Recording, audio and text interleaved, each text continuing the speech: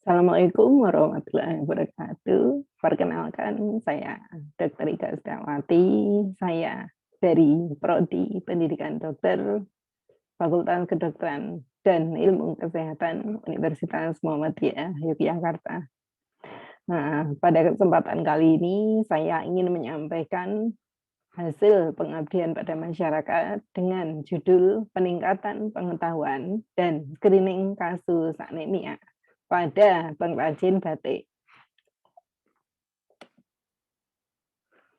Nah, bagaimana kita tahu bahwa batik itu tentu seluruh masyarakat Indonesia, bahkan mancanegara itu juga sudah kenal dengan kata batik. Nah, di mana kita ketahui bahwa batik ini merupakan salah satu ciri budaya yang ada di Indonesia.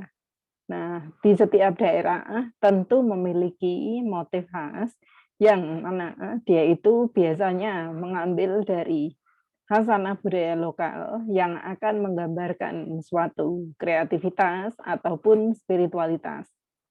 Nah, sebagaimana kita tahu bahwa Kabupaten Bantul itu sendiri merupakan salah satu sentra produksi batik di Yogyakarta, yang mana dia itu memiliki potensi dari segi ekonomi, di mana itu bahwa merupakan suatu sentra pariwisata yang banyak dikunjungi oleh wisatawan. Nah, kerajinan batik di Kabupaten Bantul sendiri itu dibuat dengan beberapa teknik, ya, secara umum yaitu dengan teknik tulis, kemudian batik cap ataupun batik cetak. Nah, kita tahu bahwa terkait keindahan dari suatu motif batik tentu tidak lepas dari tingkat ya atau warna-warni yang bisa mewarnai batik itu. Nah, kita tahu di sini bahwa pewarnaan dari batik tentu nanti akan berasal dari bahan alami atau tumbuhan dan juga bisa berasal dari bahan sintetis. Nah, untuk bahan sintetis ini umumnya itu merupakan bahan kimia yang diproduksi oleh suatu pabrik. Nah, beberapa contoh dari pewarna sintetis yang sering digunakan yaitu ada naltol, kemudian indigosol, rosion, kemudian ergan soga, kopel soga, krom soga, dan juga rapid. Nah, di sini dari gambar ini kita bisa melihat bahwa ternyata pada pengrajin batik tidak semua itu menggunakan APD, yaitu alat pelindung diri ya, sebagaimana kita bisa melihat di situ bahwa mereka itu mencelup kain batik itu tanpa menggunakan sarung tangan. Nah, hal ini bisa menjadi suatu paparan yang dia nanti dapat masuk melalui kontak langsung, melalui tangan ya, ataupun nanti bisa melalui hirupan napas, yaitu dengan di situ ada kita lihat proses pemanasan di situ menghasilkan asap begitu ya. Nah, ini bisa terhirup atau secara inhalasi dan juga bisa masuk ke saluran pencernaan. Meskipun kalau yang ini tentu sangat jarang terjadi. Nah, bagaimanakah untuk pencegahan dari paparan dari zat kimia tersebut? Nah, tentu kita harus meningkatkan pemakaian alat pelindung diri yang baik bagi setiap pekerja. Nah, pada kesempatan kali ini, saya dan juga tim saya ingin mengetahui bahwa bagaimana sih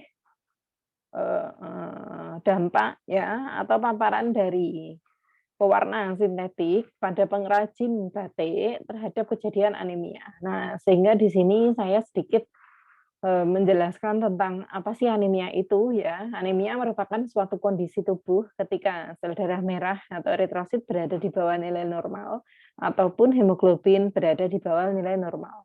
Kemudian anemia sendiri itu disebabkan oleh yaitu kehilangan darah ataupun nanti bisa juga karena memang produksi dari sel-sel darah merah itu menurun ya, oleh karena ada gangguan di sumsum tulang sebagai pabrik atau pusat produksi dari sel darah merah. Kemudian anemia juga bisa disebabkan oleh kerusakan dari sel darah merah. Kemudian bagaimanakah kita itu bisa mendeteksi adanya anemia? Nah, tentu di sini bisa dengan menggunakan pemeriksaan fisik dan juga pemeriksaan laboratorium. Nah, pada kesempatan kali ini yang diterapkan pada kegiatan ini adalah pemeriksaan fisik, yaitu kita melihat ya, apakah kelopak mata, yaitu pada bagian konjungtiva, itu ataukah pucat atau tidak. Kemudian bibirnya bagaimana, pucat atau tidak. Kemudian lidahnya itu pucat atau tidak, kemudian kuku itu pucat atau tidak. Nah, lalu pemeriksaan yang lebih sifatnya itu pasti bahwa pemeriksaan laboratorium yaitu dengan menggunakan pemeriksaan kadar hemoglobin. Nah, apabila diketahui nanti kadar hemoglobin di bawah normal, maka seseorang itu dapat dikatakan anemia ya atau kurang darah. Untuk cara pelaksanaan kegiatan ini yaitu tatap muka, ya. Kemudian kegiatan dilanjutkan dengan pretest, dimulai dengan pretest ya, kemudian dilakukan penyuluhan kesehatan dengan penjelasan langsung, kemudian pembukaan sesi diskusi, kemudian dilanjutkan pemeriksaan fisik untuk screening anemia dan diakhiri dengan post test. Nah, untuk kegiatan ini kenapa kita itu memberikan prioritas maupun post-test, tentu di sini kita ingin melihat ya bagaimanakah kemampuan dari para peserta untuk menyerap informasi ya ataupun pemahaman materi yang telah disampaikan oleh narasumber. Untuk hasil dan pembahasan bahwa tabel 1 perbandingan nilai rata pretest dan post-test, di sini kita bisa melihat bahwa nilai pretest itu lebih rendah daripada nilai post-test dan juga dari rata pun ya itu juga lebih rendah dibandingkan dari post-testnya. Nah, untuk nilai terendah pretest yaitu 30, tertingginya adalah 70.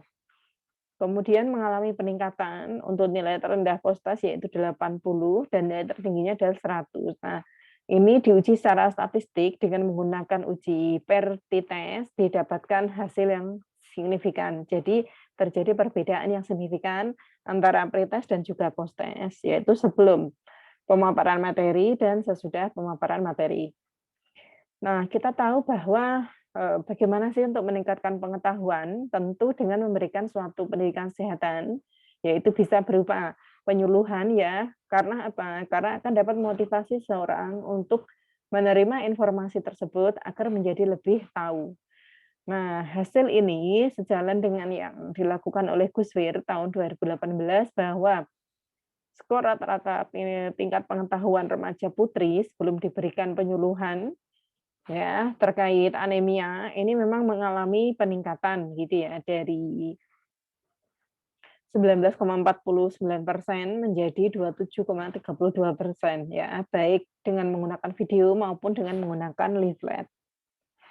Kemudian pada tabel 2 kita bisa melihat bahwa dari hasil pemeriksaan fisik terhadap responden yaitu konjungtiva pucat, mukosa lidah pucat, kemudian bibir pucat, tangan pucat, ya, kemudian kuku pucat. Nah, di sini tidak didapatkan hasil yang menunjukkan bahwa mereka itu mengalami anemia, ya, karena di sini didapatkan semua hasil dalam hasil nilainya yang negatif semua. Nah, kita bisa tahu bahwa seorang itu memiliki anemia atau tidak, tentu bisa kita lakukan dengan menggunakan pemeriksaan fisik oleh tenaga ahli ya. Di sini umumnya tenaga kesehatan yang lebih umum adalah dokter umum, namun bisa juga dengan perawat ataupun bidan ataupun tenaga kesehatan yang lain yang tentu sudah memahami tentang anemia. Nah, untuk mendiagnosis ya atau menentukan suatu pasti bahwa seorang itu menderita anemia, tentu di sini memerlukan pemeriksaan laboratorium yaitu untuk mengukur kadar hemoglobin. Nah, dalam praktek kedokteran, tentu screening anemia ini oleh dokter selalu apa ya, dengan pertimbangan bahwa perlu tidak sih dilakukan pemeriksaan laboratorium gitu ya, tentu dengan menggunakan indikasi medis. Nah, sebelum kita melaksanakan pemeriksaan laboratorium, ya kita harus bisa mengidentifikasi dulu dengan menggunakan pemeriksaan fisik. Nah, di mana tujuannya ini untuk meminimalisir ya pengeluaran dari segi biaya kesehatan bagi pasien. Ya, nah sehingga dapat disimpulkan bahwa kegiatan pengabdian pada masyarakat ini dapat dikatakan berhasil dengan adanya tadi peningkatan pengetahuan tentang anemia dibuktikan dengan adanya nilai postas yang lebih tinggi dari pretest.